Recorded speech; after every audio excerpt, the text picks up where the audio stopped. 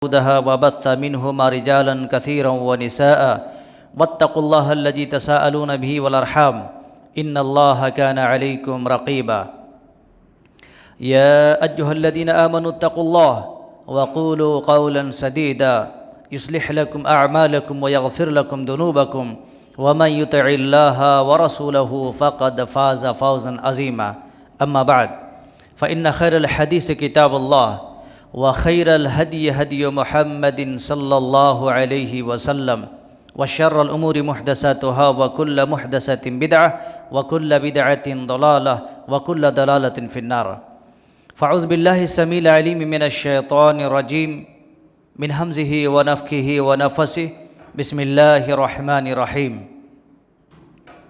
كلا إذا بلغت التراقي وقيل من راق وظن أنه الفراق والتفت الساق بالساق إلى ربك يومئذ المساق۔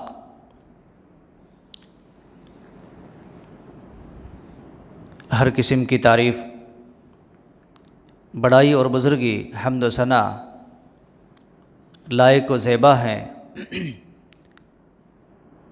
اللہ رب العزت کے لیے، جس نے ہم سب کو اس جہان کے اندر پیدا فرمایا ہے اور بے شبہ درود و سلام کا تحفہ نازل ہوں تاجدار مدنی احمد مصطفیٰ سردار بطحہ نبی معظم رسول محتشم سرور کونین محمد رسول اللہ صلی اللہ علیہ وسلم کے ذات گرامی پر، جن کو اللہ تبارک و تعالی نے اس دنیا کے اندر کامل اور ہدایت کا سرچشمہ بنا کر کے مبعوث فرمایا، جو پوری انسانیت کے لیے جہاں جہاں بھی انسانیت بستی ہے سب کے لیے نبی کی دعوت، نبی کا پیغام، نبی کی رسالت کو اپنانا ضروری اور لازمی ہے۔ ساتھیوں اور بھائیوں، میں نے آپ حضرات کے سامنے اس سے قبل 2 خطبے آپ کے سامنے پیش کیے جا چکے ہیں۔ موت ایک حقیقت ہے، اس تعلق سے آئیے آج دیکھتے ہیں کہ مرنے کے بعد انسان کو جو فوری طور پر ضرورت پڑتی ہے وہ کیا کرنا چاہیے۔ جب روح نکل جاتی ہے، فوری طور پر جو ضروریاتی چیزیں ہوتی ہیں وہ کن کن چیزوں کی طرف دھیان دینا چاہیے اور کن کن چیزوں کی طرف انسان کے دماغ چلنا چاہیے یا تو چلانا چاہیے۔ اللہ تبارک و تعالی نے قرآن مجید کے اندر بڑی ہی عظیم اور بڑی ہی عجیب و غریب نقشہ کھینچا ہے اور یہ پیغام دیا ہے کہ جب انسان کے لیے، انسان کا وہ لمحہ، وہ وقت قریب آ جاتا ہے، وہ لمحہ جس میں انسان عنقریب موت کے منہ میں جانے لگتا ہے اور موت فرشتے اپنے شکنجے میں لینے لگتے ہیں، اس وقت کے لمحے کو واقعی انسان نہ اپنی آنکھوں سے دیکھ سکتا ہے، نہ ہی اس کا دل اس کو برداشت کر سکتا ہے۔ جو لمحہ بڑی ہی عظیم ہے۔ رب العزت نے کہا ہے کلا اذا بلغت التراقی وقیل ما راق، جب اس کی جان حلقوم تک پہنچ جاتے ہیں، ہنسلی تک پہنچ جاتے ہیں اور گھرگھراہٹ کے عالم میں پہنچ جاتے ہیں۔ تو کیا کہا جاتا ہے وہاں کے لوگ؟ وقیل ما راق، ارے کوئی ہے راقی، کوئی ہے ایسا جو دم کرے، جھاڑ پھونک مارے۔ وقیل ما راق، کسی راقی کو بلاؤ۔ جب آدمی دیکھیے پریشان حال ہوتے ہیں تو راقی کو، جھاڑ پھونک کرنے والے کو ڈھونڈنے لگتا ہے آدمی۔ کہا جاتا ہے وقیل ما راق، کوئی راقی ہیں، کوئی جھاڑ پھونک کرنے والے ہیں، ذرا ان کو بلایا جائے۔ وظن انہ الفراق، اور کیا ہوتا ہے؟ اللہ اکبر، اس کو یقین ہو جاتا ہے، یقین ہو جاتا ہے۔ وظن، اور اس کو مکمل یقین ہو جاتا ہے، انہ الفراق، وہ کیا ہے؟ اب جدا ہونے والے ہیں، اب عنقریب اس دنیا سے اب یہ آخری سانس لے رہے ہیں۔ فراق کا وقت آ گیا، جدائی کا وقت آ گیا، سب سے منہ موڑ لینے کا وقت آ گیا۔ کوئی کام دینے والا نہیں، کوئی ساتھ دینے والا نہیں، کوئی ساتھ جانے والا نہیں۔ انہ الفراق، بالکل فرقت کا وقت قریب آ گیا۔ والتفت الساق بالساق الی ربک یومئذ المساق، اور کیا ہوتا ہے؟ اس کی پنڈلیاں لپیٹ دی جاتی ہیں، سمیٹنے لگتے ہیں، ایک ہڈی سے دوسرے ہڈی بالکل نزدیک ہونے لگتے ہیں۔ وہ لمحہ، وہ سین، وہ بھیانک لمحات جو عجیب و غریب ہیں۔ میرے بھائیوں، اللہ تبارک و تعالی نے انہی چیز کی طرف ان آیتوں کو اشارہ کیا ہے، اس موت کے لمحات کی طرف۔ ہمیں اور آپ کو چاہیے کہ رب ذوالجلال والاکرام نے یہ پیغام سنا دیا ہے، الذی خلق الموت والحیات لیبلوکم ایکم احسن عملا، تمہاری پیدائش اس لیے ہے دنیا میں اچھا عمل کرو، بہترین انسان بنو، بہترین کتاب و سنت کے وفاداری کرنے والا بنو، اور جو اللہ اور اس کے رسول کی فرامین ہیں اس کے مطابق اپنی زندگی گزارنے کی کوشش کرو۔ یہی تو پیغام ہے، یہی تو پورے انسانیت کے نام ہے۔ ساتھیو، جب کوئی آدمی ایسے لمحات میں اور ایسے ایام میں گزرنے لگے اور ان سارے ایام کو پار کرنے لگے اور عنقریب اس کی روح نکلنے کا قریب ہو جاتا ہے، تو ایسے ایام میں اس کا دماغ مفلوج ہو جاتا ہے۔ جو وہاں سامنے بیٹھے ہیں ان لوگوں کا حق بنتا ہے۔ نبی صلی اللہ علیہ وسلم نے فرمایا، لقنوا موتاکم لا الہ الا اللہ۔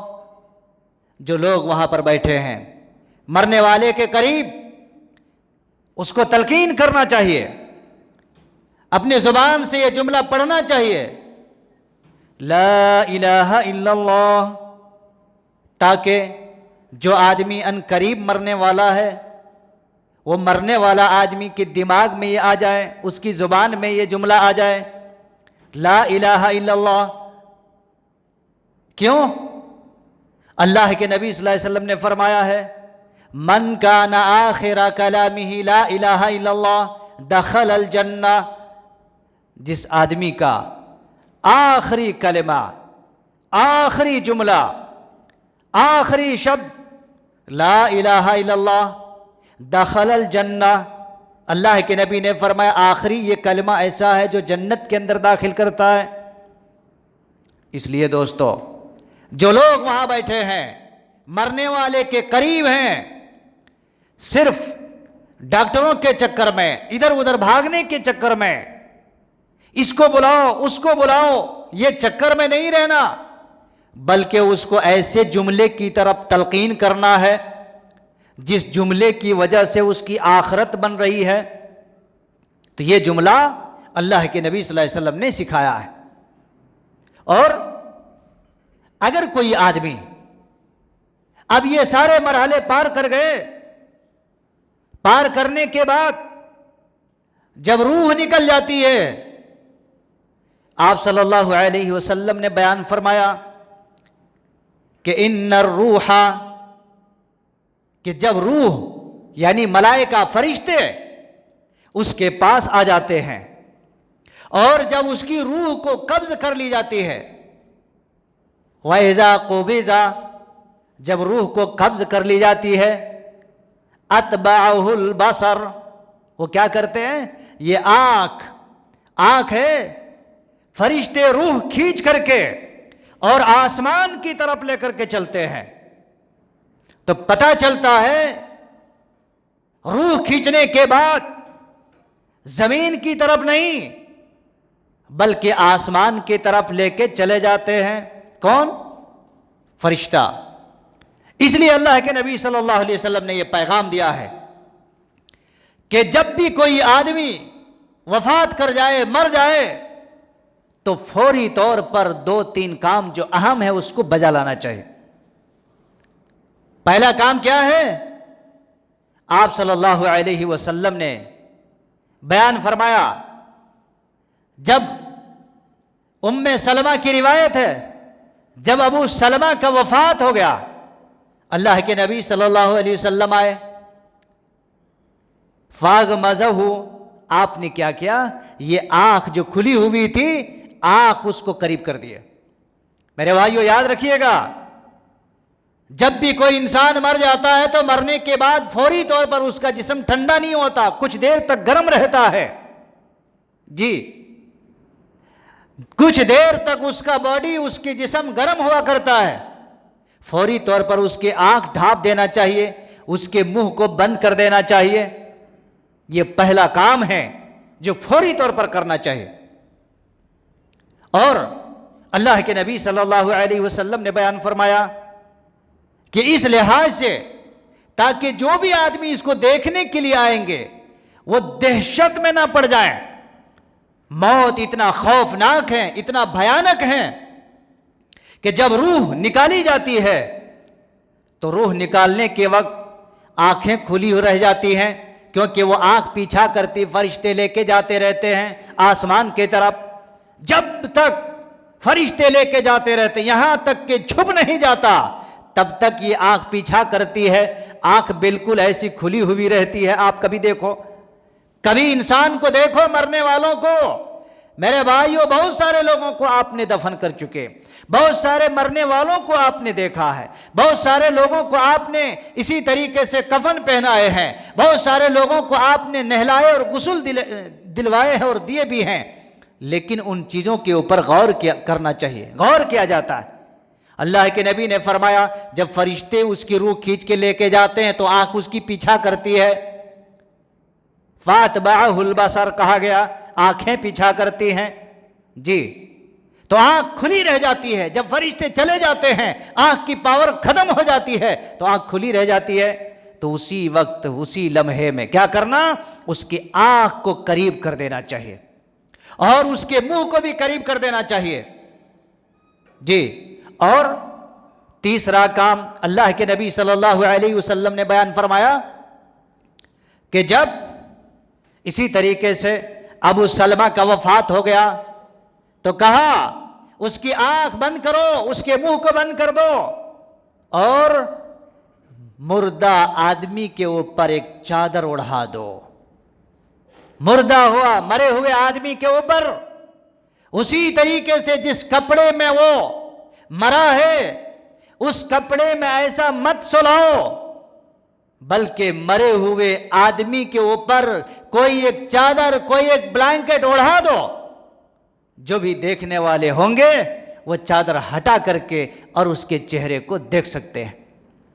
تو میرے بھائیوں، ضروری ہے کہ مرے ہوئے انسان کو، مرنے والے انسان کو یہ سب کام ضروری ہیں کہ ان کے کر دیا جائے۔ آنکھ ملا دیا جائے، قریب کر دیا جائے، منہ کو قریب کر دیا جائے، اور اس کے جسم پر کوئی ایک چادر اڑا دی جائے۔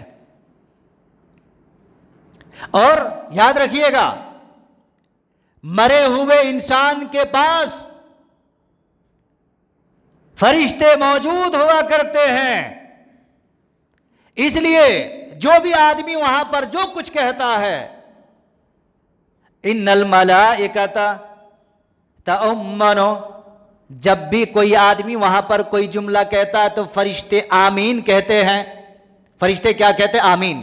اس لیے جب تک مردہ باڈی گھر میں ہے، پلنگ پر ہے، بستر پر ہے، تو ضروری ہوتا ہے کہ آدمی اچھے جملہ کہیں، اللہ ان کو معاف فرما دو، اللہ ان کو بخش دو، اللہ تو ان کے اوپر رحم فرما، اللہ تو ان کے گناہوں کو بخش دو۔ فرشتے آمین کہتے ہیں۔ لوگوں کو کہنا چاہیے، بھائیوں کو کہنا چاہیے کہ اللہ تبارک و تعالیٰ ان کو جنت الفردوس کے اندر جگہ نصیب فرما۔ فرشتے آمین کہتے ہیں، اس لیے اچھے جملہ کہنا چاہیے۔ اور تمام قسم کے رونا دھونا اور مار پیٹ، گلے میں، سر میں کپڑے پھاڑنا، یہ سب کے سب غلط ہے، جاہلیت کا طریقہ ہے، جاہلیت کے طریقوں میں سے ایک ہے۔ اس لیے وہ سب کام نہیں کرنا۔ کیوں؟ جب موتے کے پاس مرنے والے آدمی کے قریب میں کوئی آدمی ایسے جملے کہتے ہیں تو فرشتے اس پر بھی آمین کہتے ہیں، اس لیے ایسے جملہ نہیں کہنا چاہیے۔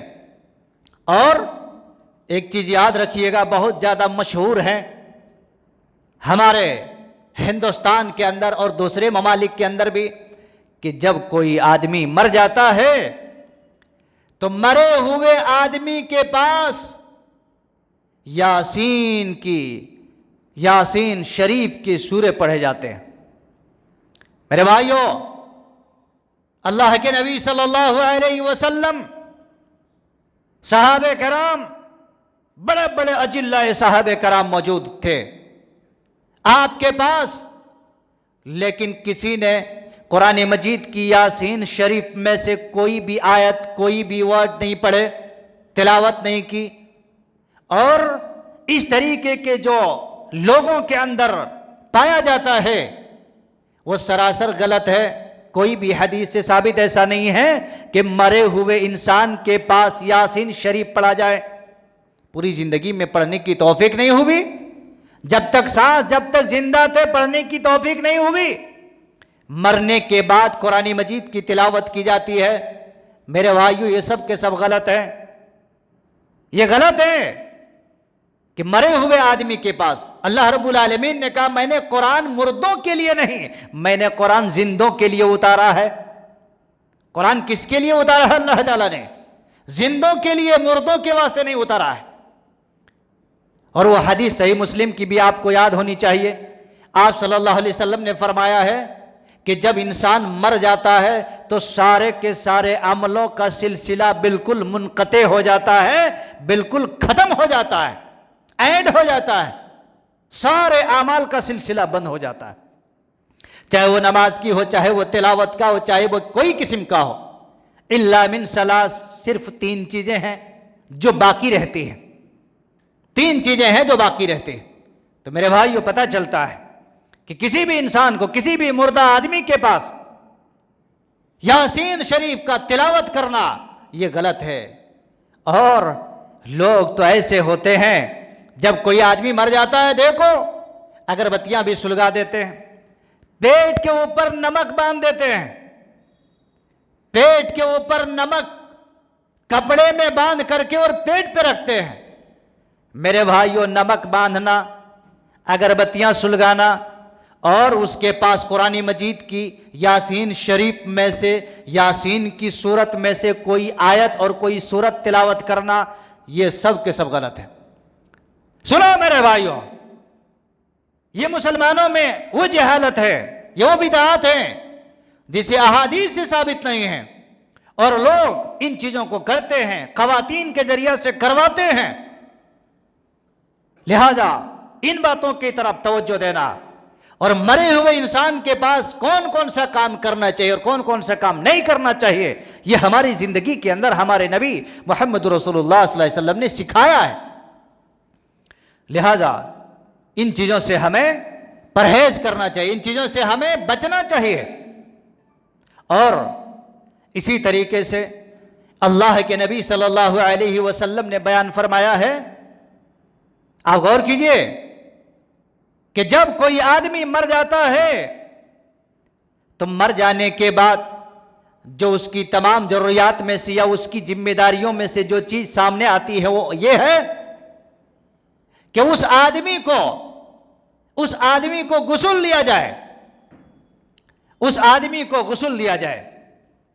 اب غسل دینے کے طریقے، غسل دینے کے جو طور طریقے ہیں وہ مختلف قسم کے لوگوں نے اپنا لیا ہے، مختلف قسم کے انداز اپنا لیا ہے۔ میرے بھائیوں، کتنے سارے ایسے لوگ ہیں جو زندگی کے اندر غسل خود کیسے کرنا چاہیے، خود کیسے نہانا چاہیے معلوم نہیں، اور وہ آدمی بیچارہ جا کے غسل دینا شروع کر دیتا ہے، کبھی اینٹ لگاتا ہے، کبھی پتھر لگاتا ہے، کبھی مٹی لگاتا ہے، کبھی شیمپو لگاتا ہے، ساری چیزیں۔ میرے بھائیو، اس لیے ہمارے دین کے اندر، ہمارے اسلام کے اندر رسول اللہ صلی اللہ علیہ وسلم نے مرے ہوئے انسان کو غسل کیسا دینا چاہیے وہ بتایا ہے، احادیث کے اندر وہ چیزیں موجود ہیں، لیکن کہاں ہمارے پاس ہے؟ آج جب کوئی انسان مر جاتا ہے تو سارے لوگ ڈر کے دور رہتے ہیں، سارے لوگ ڈر کے دور رہتے ہیں، کوئی بھی آدمی غسل دینے کے لیے قریب نہیں آئے گا، کوئی آدمی غسل دینے کے لیے مائل ہوگا ہی نہیں۔ یہ عجیب قسم کی بلا ہے، یہ عجیب قسم کی دہشت ہے لوگوں کے اندر۔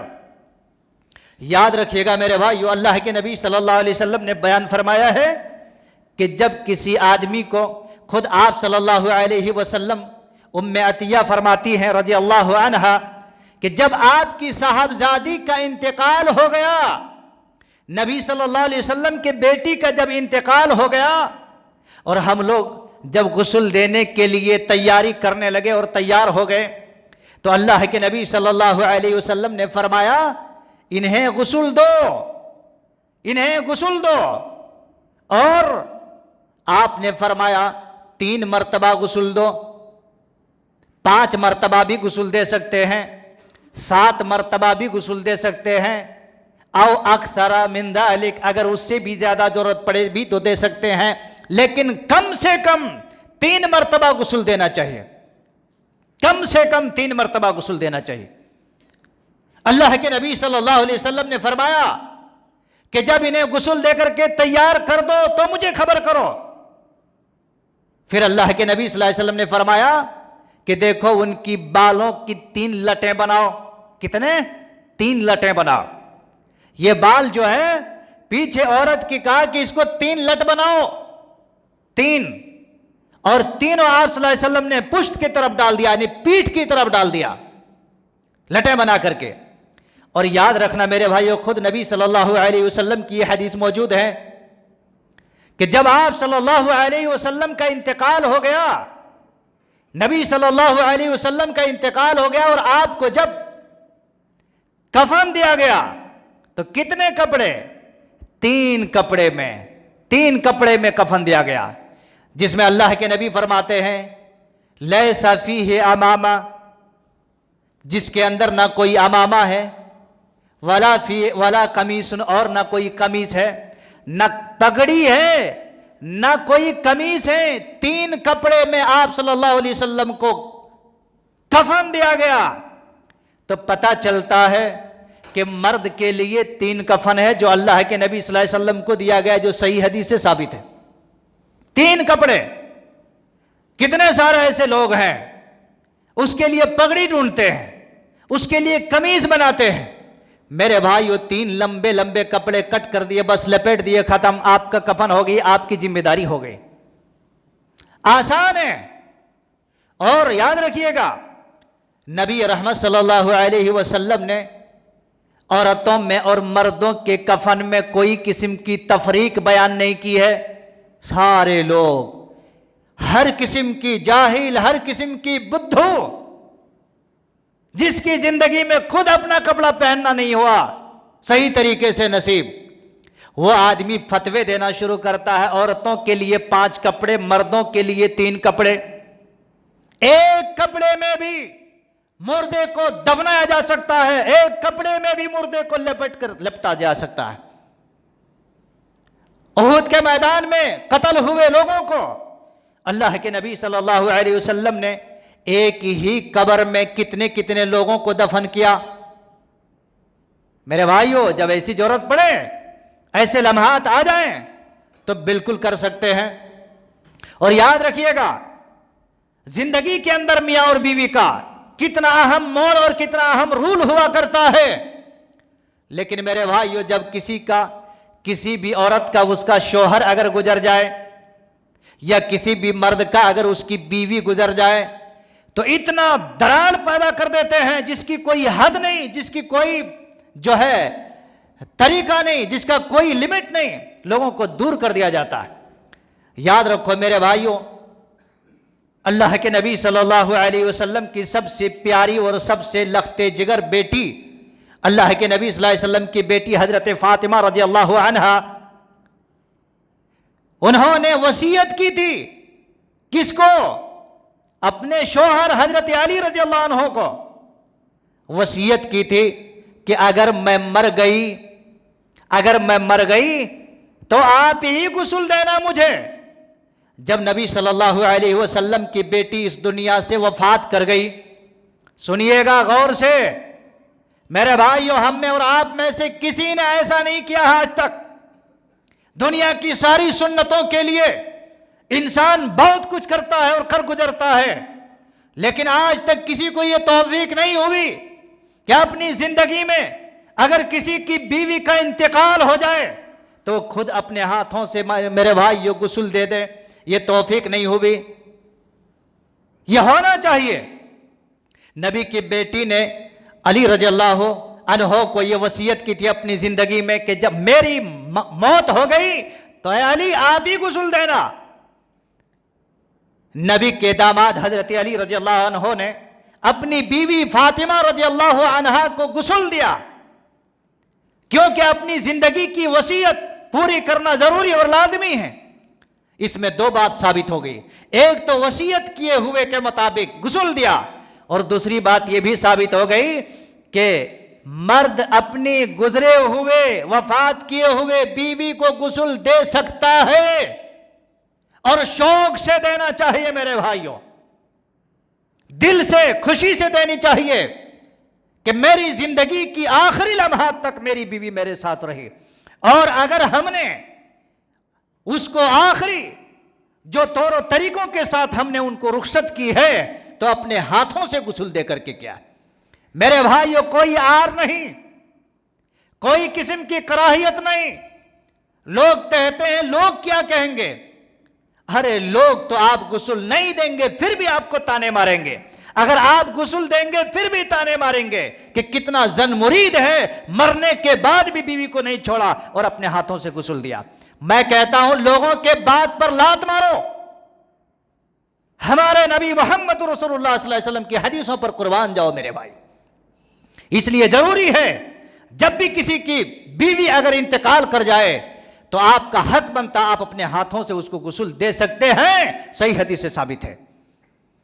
اور ماں عائشہ صدیقہ رضی اللہ عنہا حدیث کے راوی ہے، وہ روایت کرتی ہیں رسول اللہ صلی اللہ علیہ وسلم نے بیان فرمایا، لو مت قبلی لغسلتک، اے عائشہ اگر مجھ سے پہلے تو مر گئی، اللہ اکبر، نبی کہتے ہیں اپنی بیوی عائشہ صدیقہ رضی اللہ عنہا کو، اے عائشہ اگر مجھ سے پہلے تو مر گئی تو میں تجھے غسل دوں گا، میں تجھے غسل دوں گا اگر مجھ سے پہلے مر گئی تو۔ پتہ چلتا ہے یہ حدیث واضح کر رہی ہے کہ نبی نے یہ جملہ کہا۔ اس لیے میرے بھائیوں، مردوں کے اوپر یہ حق بنتا ہے کہ اپنے گزرے ہوئے بیوی کو اپنے ہاتھوں سے غسل دے سکتے ہیں، کوئی قسم کی مذائقہ نہیں، کوئی قسم کی میرے بھائیوں اس میں کسی کی پیشانی، کسی کی تانے اور کسی کی بانے سننے کی ضرورت نہیں ہے۔ آئیے اور قریب کرتا ہوں میں آپ کو رسول اللہ صلی اللہ علیہ وسلم کے بڑے ہی عظیم صحابی رسول حضرت ابو بکر صدیق رضی اللہ عنہ، پتہ ہے آپ کو نبی صلی اللہ علیہ وسلم کے بڑے ہی عظیم صحابی رسول، جو تمام کے تمام انسانوں میں سب سے افضل انسان، افضل مومن ابو بکر صدیق رضی اللہ عنہ، اللہ اکبر، کیا ہوا؟ جب وہ انتقال کر گئے تو ان کی بیوی نے ان کو غسل دیا تھا۔ پتہ چلتا ہے دونوں حدیثوں سے مرد اپنی بیوی کو غسل دے سکتا ہے اور بیوی اپنے شوہر کو بھی غسل دے سکتی ہے شوق سے۔ یہ سارے دلائل موجود ہیں شریعت اسلامیہ کے اندر، یہ سب ساری کی ساری چیزیں شریعت اسلامیہ بتا رہی ہیں۔ اس لیے میرے بھائیو ان چیزوں کے اوپر آپ لوگ دھیان دو اور ایسی سنتوں کے اوپر اپنے آپ کو مائل کرو، اس کے اندر بہت سارے فوائد ہیں، بہت سارے حکمت ہیں۔ یاد رکھیے گا اگر کسی بیوی کے اندر کوئی ایسی بیماری کے اندر مبتلا ہو کے چلے گئے تو شوہر اس کو دیکھتا، شوہر کسی کو نہیں بیان کرتا۔ اور اگر بیوی نے اپنے شوہر کی خدمت کی ہے اور شوہر کے اندر کوئی بیماری ہے، آج کل کے حالات کے مطابق جو بڑی بڑی بیماریاں پائی جاتی ہیں، تو بیوی نے اگر شوہر کو غسل دے دیا تو بیوی کے سوا کسی کو معلوم نہیں ہوگا، ورنہ کیا ہوتا پتہ آپ کو؟ اللہ اکبر، لوگ غسل دینے کے بعد کیا کرتے ہیں؟ گاؤں چکر لگاتے رہتے ہیں، ارے بھائی اس کے پاس ایسی بیماری تھی، اس کی جسم میں ایسا تھا، میں تو خود غسل دیا مگر میں ڈر گئی، غسل میں خود دیا مگر میں ڈر گیا یا میں ڈر گئی۔ یہ سب جملے لوگوں میں ڈگر نگر بتاتے پھرتے، جبکہ کسی بھی مرے ہوئے انسان کے عیب کو بیان کرنا بالکل غلط ہے، غلط ہے میرے بھائیوں۔ اور ایک چیز یہ بھی یاد رکھ لو، اللہ کے نبی صلی اللہ علیہ وسلم نے فرمایا جب بھی آپ کسی مردے کو نہلانے لگو یا اس کو کفن پہلانے لگو تو اس کی احترام کرو، اس کے احترام کرو، پیر پکڑ کے کھینچنا، ہاتھ کو توڑنا، سر پھوڑنا، ہاتھوں کو موڑنا، زبردستی کھینچنا، میرے بھائیو ایسا بالکل نہیں کرنا چاہیے، کیونکہ نہلانے اور کفنانے ان چیزوں کی طرف بڑی ہی اجر و ثواب رکھا گیا ہے شریعت اسلامیہ کے اندر، بہت زیادہ ثواب ہے۔ اور اسی طریقے سے حدیثوں کے خلاصے سے اور حدیثوں کے ان وجاہتوں سے پتہ چلتا ہے کہ مرد اور عورت کے کفن میں کوئی فرق نہیں ہے۔ جو یہ لوگوں میں چرچا کر دیا گیا ہے مردوں کے کفن اتنا ہونا چاہیے، عورتوں کے کفن اتنا ہونا چاہیے، نہیں میرے بھائیوں، بالکل نہیں۔ نبی صلی اللہ علیہ وسلم کو 3 کفن کے اندر دفن کیا گیا ہے، وہی 3 کفن میں میرے بھائیوں مردوں کو، عورتوں کو، سب کو بھی دفن کر سکتے ہیں، کوئی قسم کی حرج نہیں ہے۔ آج کل تو باقاعدہ دکانوں میں اس کے اندر بھی تجارت شروع کر دی ہے، پورا کٹ لا کر کے دیں گے آپ کو، پورا کٹ آپ کو پکڑائیں گے، کفن سے لے کر کے اور اس کے بعد کی جتنے بھی ضروریاتی چیزیں ہوتی ہیں وہ ساری چیزیں، پاؤڈر بھی، پیسٹ بھی، اور اندر چھنکنے کی یہ سب ساری چیزیں، کچھ نہیں، قبر کے اندر کوئی بھی چھنکاہٹ، کوئی قسم کی پاؤڈر، کوئی قسم کی آئل، کوئی قسم کی ایسا آپ نہیں کر سکتے ہیں، ایسی کوئی حدیث ثابت نہیں۔ ہاں اتنا ضرور یاد رکھیے گا، نبی صلی اللہ علیہ وسلم کی حدیث میں شریعت اسلامیہ یہ بتا رہی ہے کہ جب بھی آپ کسی مردہ کو آپ نہلانے کی کوشش کرنے لگو، نہلاؤ کسی مردے کو، تو کیا کرنا ہے؟ اللہ کے نبی نے فرمایا اس کے پانی میں بیری کے پتے ڈال دو، پانی میں بیری کے پتے ڈال دو، اس پانی سے نہلاؤ۔ حکمت کیا ہے؟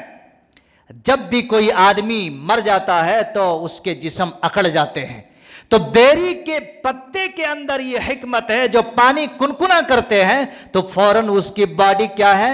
نرم پڑ جاتے ہیں۔ اور آپ نے فرمایا اور اس کے آخر کے اندر کافور ڈالو، آخری پانی میں کافور ڈالو۔ کافور کی حکمت یہ بتائی ہے شریعت اسلامیہ میں کہ جب کسی مردے کو دفن کر دیتے ہیں تو اس کی بو کی وجہ سے موذی کیڑے اور دوسرے اس کے قریب نہیں آتے ہیں، یہ حکمت ہے۔ لیکن یہ سب چھوڑ کر کے آج کل کے ایسے نوجوان اور ایسے لوگ ہیں، مرنے کے بعد سب سے پہلے پھول کا کٹ تیار کرتے ہیں، مالے کا کٹ تیار کرتے ہیں اور اس کے اوپر میں ڈالنے کی کوشش کرتے ہیں۔ نہیں میرے بھائیو، مرنے کے بعد پھول مالے یہ سب شملے نہیں ہیں، یہ سب کے سب بدعات ہیں، خرافات ہیں جو آپ نے بنا لیا ہے۔ ایسا ہرگز نہیں کرنا ہے جی۔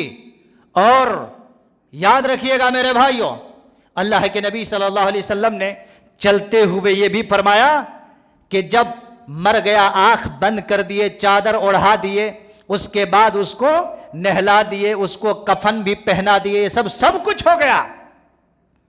اب کیا کرنا ہے؟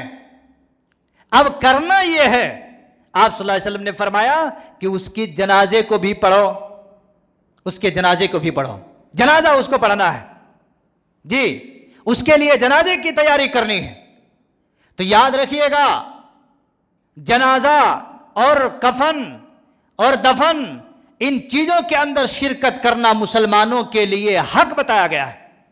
ایک مسلمان دوسرے مسلمان پر 5 حق بتایا ہے، 5 حق بتایا ہے۔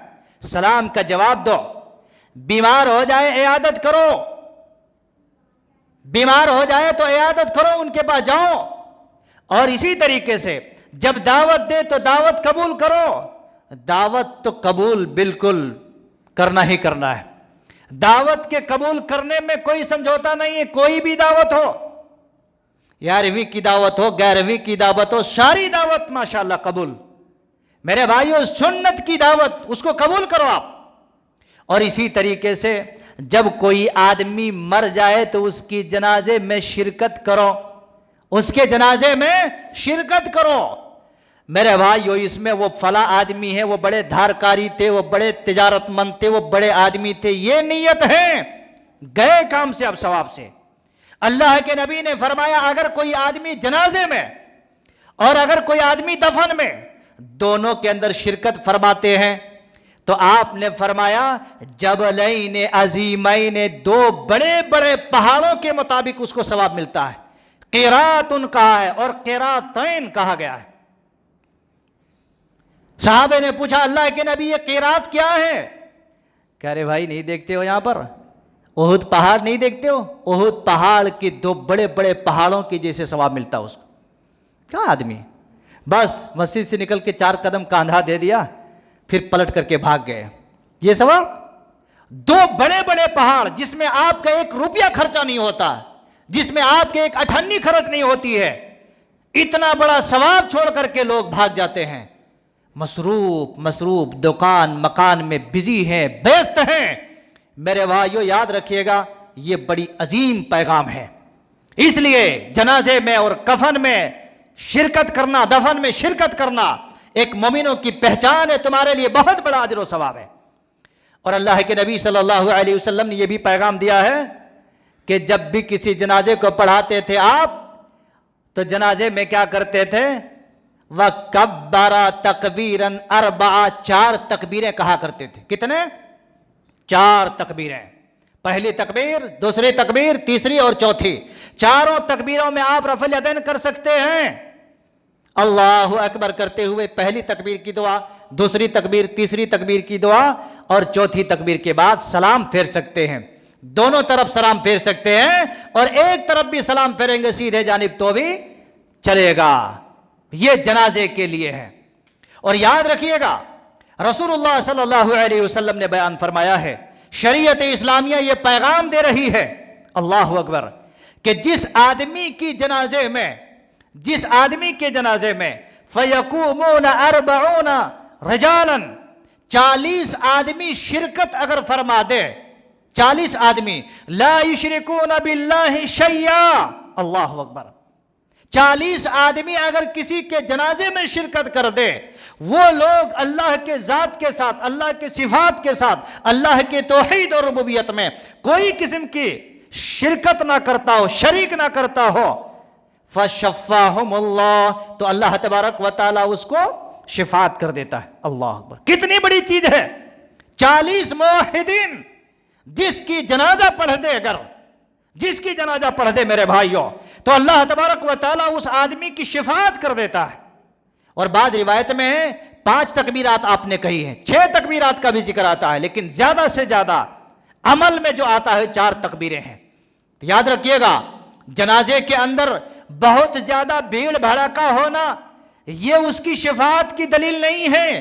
اس کی شفاعت کی دلیل یہ ہے میرے بھائیوں، میرے نوجوانوں، کہ جو آدمی شرکت کیے ہیں، اگر زندگی میں اس نے کوئی قسم کی شرک نہ کیا ہو اللہ تبارک و تعالیٰ کے ساتھ، تو اللہ تبارک و تعالیٰ اس کی کیا کرتا ہے؟ اس کی شفاعت کر دیتا ہے، اس کی شفاعت کر دیتا ہے۔ اور یاد رکھیے گا، جنازے کو لے جاتے وقت، جنازہ جب لے کے جاتے ہیں تو اللہ کے نبی نے فرمایا ہے جو تمہارے چال ہیں ان چالوں کے بقدر تھوڑا سا اسپیڈ کرو، کیونکہ جو انسان نیک تھا بیچارہ مر گیا، وہ کہتا ہے یار جلدی لے کے چلو، مجھے رب سے ملنا ہے، مجھے رب کی نعمتیں حاصل کرنی ہے، مجھے رب کا مقام مجھے حاصل ہے، مجھے جلدی لے کے چلو۔ اس لیے اس کو جلدی لے کے پہنچا دینا چاہیے اس کے حق کی جگہ پر۔ اور اگر وہ مردہ فاسق ہیں اور اسی طریقے سے بد کردار والا ہیں، بے نمازی ہیں، بد اخلاق ہیں، تو کم سے کم کیا کرو گے؟ اپنے کاندھے سے جلدی لے جا کر کے اتار دو گے، تمہارا کاندھا ہلکا ہو جائے گا۔ تو اس لیے جنازے کو لے جاتے وقت جو عام رینج میں جو چلتے ہیں اس کے قدرے بنسبت تھوڑا سا اسپیڈ سے لے کر کے چلنا چاہیے۔ اور آخری بات یہ ہے میرے بھائیوں، اللہ کے نبی صلی اللہ علیہ وسلم ایک مرتبہ ایک صحابی کا قبر کھودا جا رہا تھا، قبر کھودتے وقت آپ کے ہاتھ میں ایک لکڑی تھی، ایک چھڑی تھی، ایسا آپ زمین کو ہموار کر رہے تھے، کھود رہے تھے اور لوگوں کو نصیحت کر رہے تھے۔ تو قبرستان کے پاس لوگ جہاں پر جمع ہوتے ہیں وہاں پر دین اور اسلام کی اور موت کی اور قبر کی ان چیزوں کے بارے میں لوگوں کو پیغام دینا چاہیے۔ آج یہ پیغام ختم ہو گیا ہے، لوگوں میں سنانا چاہیے تاکہ اس کو فکر ہو اپنی موت کی، تاکہ اس کو فکر ہو اپنی قبر کی۔ اور آخری بات یہ ہے میرے بھائیوں کہ جب بھی قبر میں کسی مردے کو ڈالا جاتا ہے تو ڈالتے وقت اور لے جاتے وقت 2 بڑی اہم بدعات کو لوگوں نے ایجاد کر لیا ہے۔ جیسے ڈولے کو اٹھاتے ہیں منہ میں لا الہ الا اللہ لا الہ الا اللہ، ایسا معلوم ہوتا ہے پوری انرجی اسی میں لگا دے رہا۔ آپ کو کس نے کہا یہ سب جملہ کہو؟ جہاں پر لا الہ الا اللہ کہنا ہے وہیں پر آپ لا الہ الا اللہ کہو، کچھ بھی نہیں کہنا ہے۔ چونکہ ہر مسلمان کا کام ہے، کوئی بھی کام کرتا تو بسم اللہ کرتا ہے، بسم اللہ کر کے آپ ڈولے کو اٹھا دیں، لے کے چلیں جی۔ اور جب قبر میں اتارا جاتا ہے تو وہاں پر بھی دیکھو ہر کوئی جتنے بھی یہ بدعتی ہیں وہاں پر اطراف گھیر کے رہتے ہیں، کوئی بھی ایک عالم نہیں رہے گا وہاں پر، کوئی بھی ایک دین کا جاننے والا قریب میں نہیں رہے گا۔ کیوں؟ سب سے بڑے دیندار، سب سے بڑے عالم اور سب سے بڑے علماء بن جاتے ہیں وہاں پر جا کے۔ قبر میں اتارتے وقت دیکھو سارے لوگ کیا کرتے ہیں، پہلے تو کچھ دیر تک بیچارے مٹی کے لیے ہاتھ فقیروں کے جیسے پھیلا کے رکھتے ہیں، قبر کے ڈھیلے چنتے رہتے ہیں۔ یہ ڈھیلا چننے کی کس نے آپ کو اتھارٹی دیا ہے؟ یہ ڈھیلا چننا، میں نے کتنے سارے ایسے لوگوں کو دیکھا جو بیچارے سینے پہ ہاتھ باندھتے ہیں۔ اسی لیے میں کہتا ہوں جو سینے پہ ہاتھ باندھتے ہیں میں اس کو اہل حدیث مانتا ہی نہیں اس وقت تک جب تک کتاب و سنت کی روشنی میں اس کی عمل نہ ہو۔ ڈھیلا چنتے ہیں اور مانتے وہاں پر ڈھونڈتے ہیں، صدقہ کرتے ڈھیلوں کا صدقہ۔ میرے بھائیو یہ غلط ہے، بدعت ہے، کہیں پر بھی نہیں۔ اب یہاں سے لے کر کے مسجد نبوی کے پاس بقی میں چلے جاؤ، جنت المالا میں چلے جاؤ، کہیں پر یہ سب چیزیں نہیں ہیں۔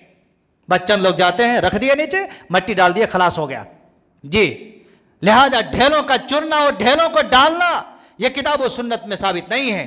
جب آدمی قبر میں ڈالنے لگے، مردے کو اتارنے لگے، تو وہاں پر فتوے بازی شروع ہوتے ہیں، ادھر سے اتارو ادھر سے اتارو، بتانے والوں کو پتہ نہیں، اتارنے والوں کو پتہ نہیں، مردے کو تو بیچارے اس کو کیا پتا، وہ تو مردہ ہے، اس کو اگر پتہ ہوتے یا اگر اس کو معلوم ہوتا ہے تب بتاتے تھے وہ کہ کدھر سے اتارنا ہے۔ اتنا جان لیجئے جس طرف میت کی قبر پیر ہوتے ہیں، قبر میں ڈالنے کے بعد جس طرف اس کا پیر ہوتا ہے اس طرف سے مردے کو اتارنا چاہیے۔ میت کی قبر میں ڈالنے کے بعد جس طرف پیر رکھا جاتا ہے اسی طرف سے آپ اتارو۔ جتنے بھی مردے کو اتارے جاتے ہیں تقریباً 98% غلط۔ آپ کہیں گے کیا یہی ایک صحیح ہے؟ ہاں، کتاب و سنت کے روشنی میں یہ پورے دلائل اور مسند باتیں آپ کو بتا رہا ہوں۔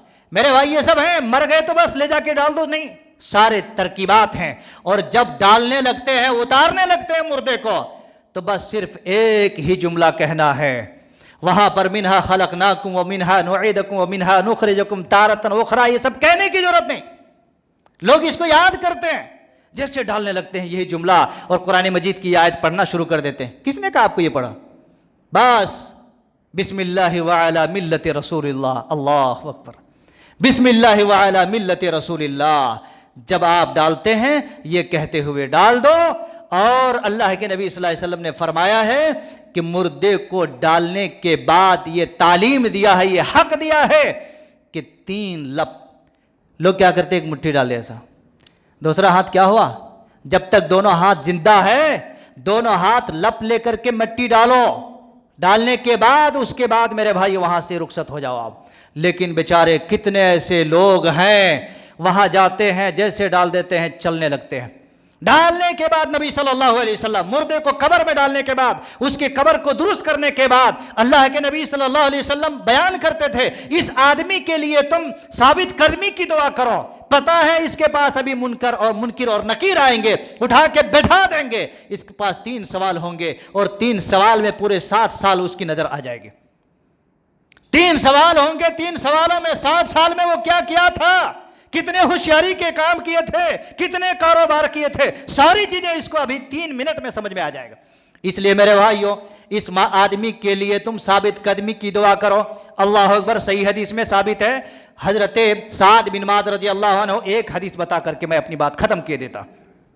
سعد بن معاذ رضی اللہ عنہ کے بارے میں آتا ہے کہ اللہ کے نبی صلی اللہ علیہ وسلم نے کہا جب ان کا انتقال ہو گیا تو عرش پورا ہل گیا، اللہ رب العالمین کا عرش ہل گیا۔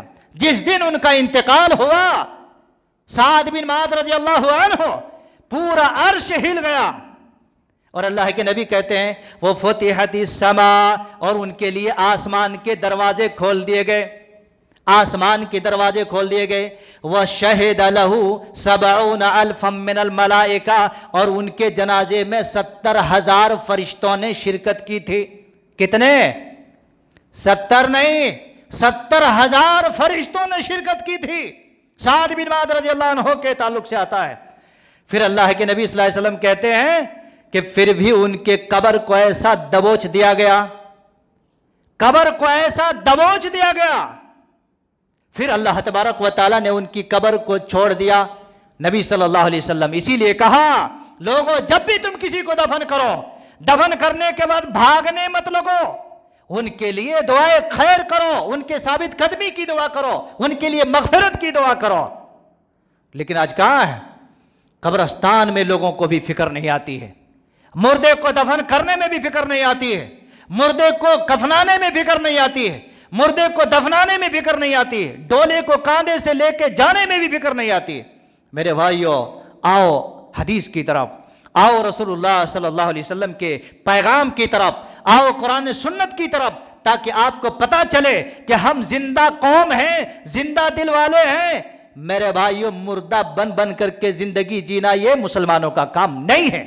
اس لیے یہ کچھ بنیادی چیزیں تھیں، اس لیے میں نے اس کو رکھا، کیونکہ اس سے پہلے میں نے موت ایک حقیقت ہے اس کے تعلق سے 2 خطبے دیا تھا، اور مرنے کے بعد کی چند بنیادی چیزیں جو ہوتی ہیں جس کو میں نے مختصراً آپ کے سامنے رکھی۔ لیکن احادیث کی روشنی میں دیکھا جائے تو ہر چیز کی تفصیلات موجود ہیں، لیکن منبر رسول سے وہ ساری تفصیلات کو بیان کرنا ممکن اور اسی طریقے سے پاسبل نہیں ہے۔ لہذا حدیثوں کی طرف آئیے اور ان کتابوں کو پڑھیے، ساری تفصیلات آپ کے سامنے کھل کر کے آ جائے گی۔ میں اللہ تبارک و تعالیٰ سے دعا کرتا ہوں مولا کریم پاک پروردگار ہمیں اور آپ کو، ہم سب کو جو بھی باتیں کہی گئی ہیں اللہ تعالی ہمیں کہنے اور آپ کو سننے سے زیادہ ہم سب کو مل جل کر ان باتوں پر عمل کرنے کی توفیق عطا فرما۔ الہ العالمین جو بھی باتیں کہی گئی ہیں اللہ تعالی قرآن و سنت کی روشنی میں اللہ ہماری زندگی میں پریکٹیکل طور پر ان تمام چیزوں کے اوپر عمل بجا آوری کی توفیق نصیب عطا فرما۔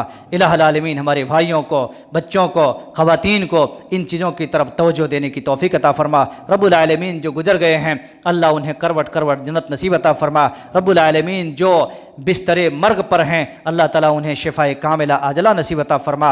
الہ العالمین جو زندہ ہیں، صحت مند ہیں، اپنی موت کی فکر کرنے کی توفیق عطا فرما، رب العالمین اپنے قبر کی تیاری کرنے کی توفیق نصیب عطا فرما۔ واقول قولی ھذا واستغفر اللہ لی ولکم ولسائر المسلمین وآخر دعوانا ان الحمد للہ رب العالمین۔ بارک اللہ لنا ولکم فی القرآن العظیم ونفعنا وإیاکم بالآیات والذکر الحکیم انہ تعالی جواد کریم ملک رؤوف رحیم۔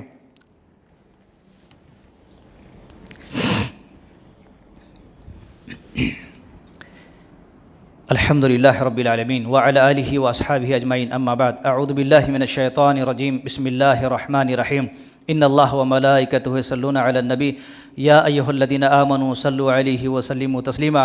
اللہم صل علی محمد وعلی آل محمد کما صلیت علی ابراہیم وعلی آل ابراہیم انک حمید مجید۔ اللہم بارک علی محمد وعلی آل محمد کما بارکت علی ابراہیم وعلی آل ابراہیم انک حمید مجید۔ عباد اللہ رحمکم اللہ، ان اللہ یأمرکم بالعدل والإحسان وإیتاء ذی القربى وینہی عن الفحشاء والمنکر والبغی یعظکم لعلکم تذکرون۔ اذکروا اللہ یذکرکم وادعوہ یستجب لکم ولذکر اللہ تعالی اکبر واللہ یعلم ما تصنعون۔